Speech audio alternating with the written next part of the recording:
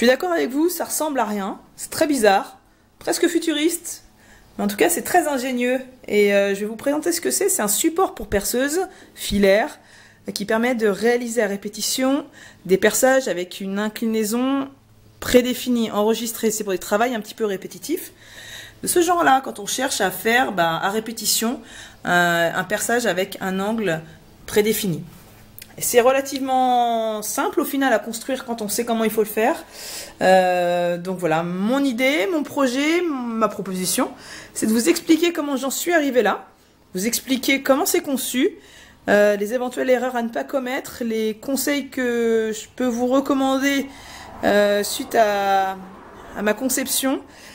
Et puis vous allez voir, c'est quand même relativement pratique. Il suffit d'intégrer la perceuse dans l'orifice, de la serrer avec les fixations, de régler en bas l'orientation des pattes pour avoir l'inclinaison nécessaire pour le perçage.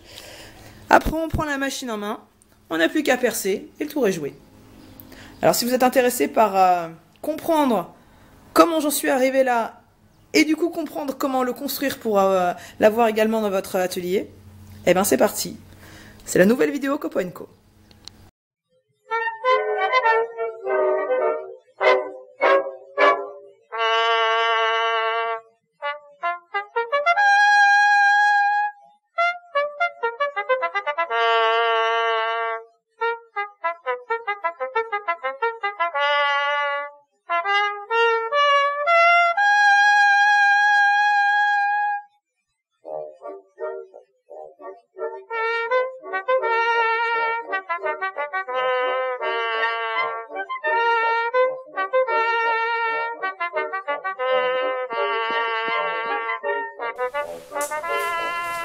Bon, je suis bien contente, j'ai passé pas mal d'heures là-dessus et je suis pas du tout satisfaite du résultat. Voilà, j'ai à peu près compris par contre les forces et les faiblesses un peu de ce que ce modèle devait atteindre.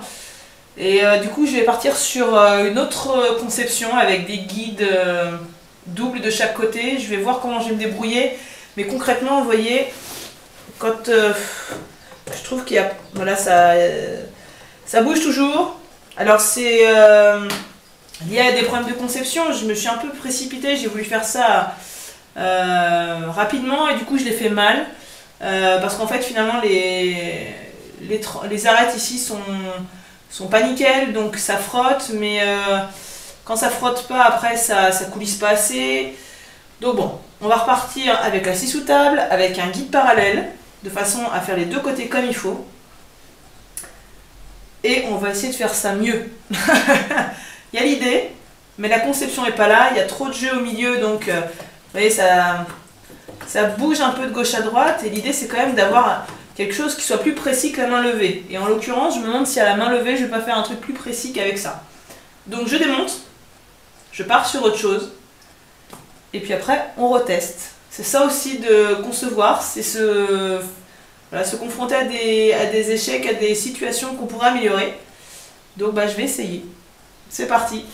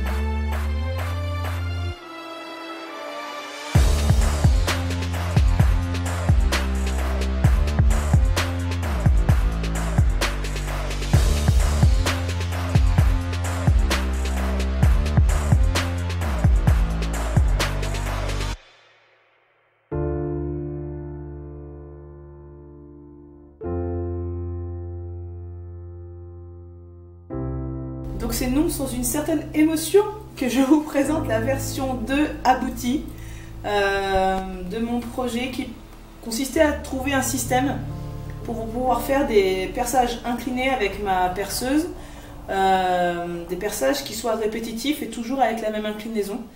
Donc voilà, parce qu'elle m'a enlevé, je m'étais bien rendu compte que j'étais pas du tout précise et donc il n'y avait pas deux trous qui se ressemblaient. Et donc voilà, je suis partie de pas mal de projets dans ma tête, de dessins, etc. J'avais fait cette première version 1 qui s'est retrouvée être vraiment très massive, pas fonctionnelle, pas précise, qui coulissait mal, etc. Elle était mal pensée, elle était mal exécutée. Donc j'ai totalement changé de fonctionnement et j'ai abouti à ceci. Et ma foi, j'en suis plutôt satisfaite. Ça fonctionne comme je veux, ça répondait à mes contraintes. Ça a une base qui est quand même relativement stable, mais qui peut glisser facilement. Il y a une inclinaison qui se règle facilement juste avec une clé à pipe, avec les boulons qu'il y a de chaque côté. Et surtout, ça coulisse de façon tout à fait facile. C'est vraiment super bien. Il y a une bonne préhension. Et surtout, une fois que c'est serré, la perceuse dans son logement, vous voyez, elle est bien stable. C'est-à-dire qu'elle ne se balade pas comme elle pouvait se balader dans ma version 1. Donc ce que je vous propose, c'est de faire un petit test, grandeur nature. J'ai une chute de mélaminée ici.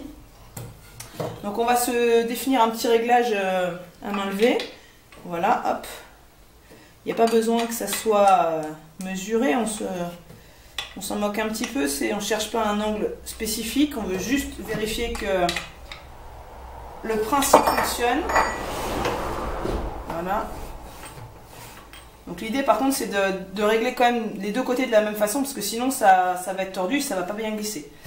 Donc je prends ma petite poignée devant et puis on essaye ça.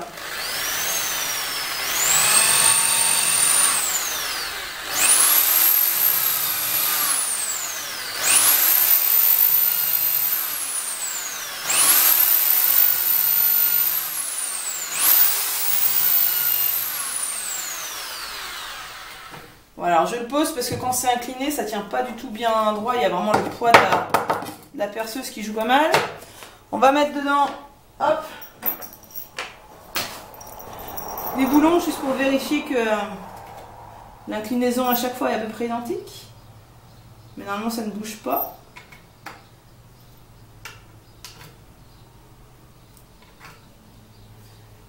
Ma foi, c'est plutôt concluant.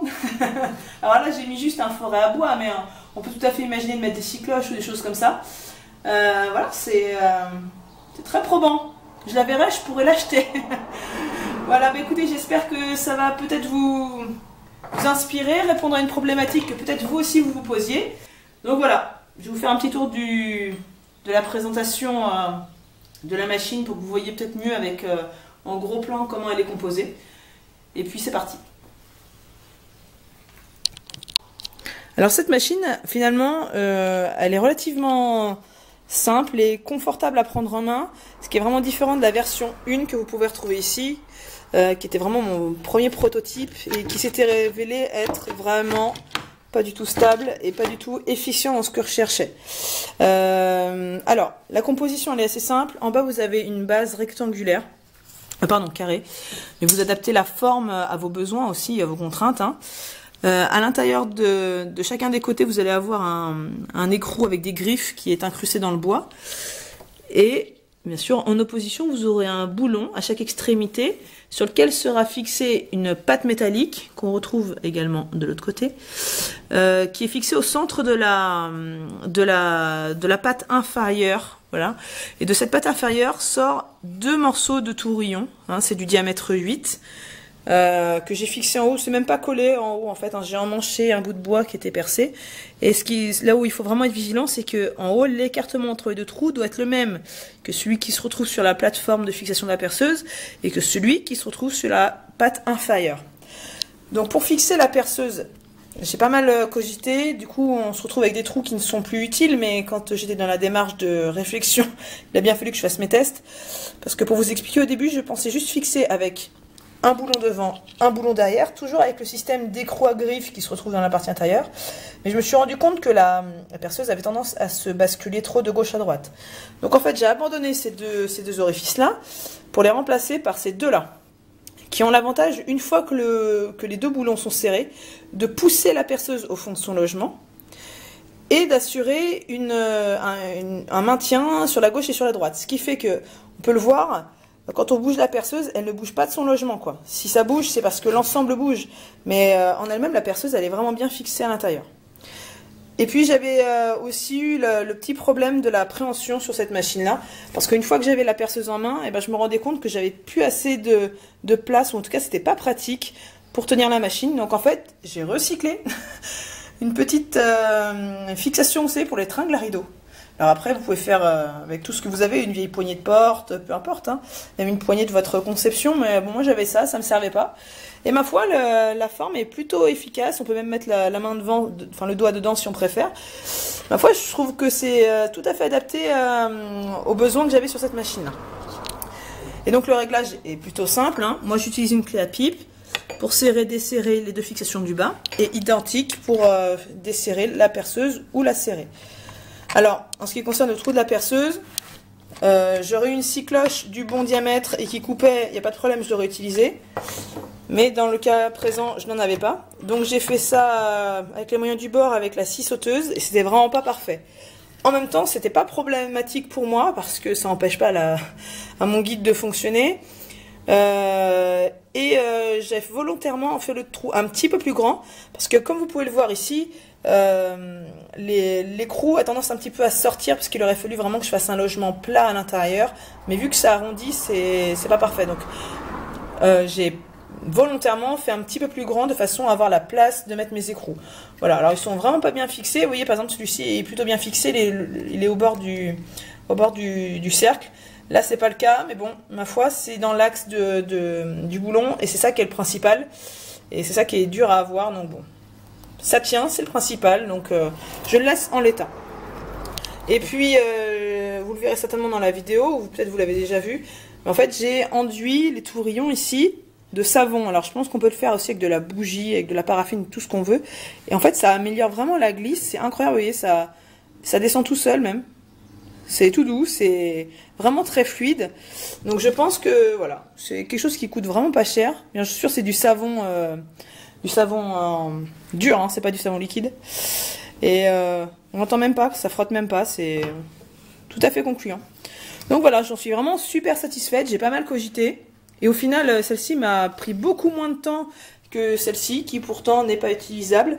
Mais bon, le fait d'y passer du temps, ça m'a permis de comprendre certaines erreurs, d'améliorer certains points, et puis de changer la façon de faire pour aboutir à quelque chose qui est quand même relativement fluide, costaud, pratique. Donc voilà, je suis relativement satisfaite.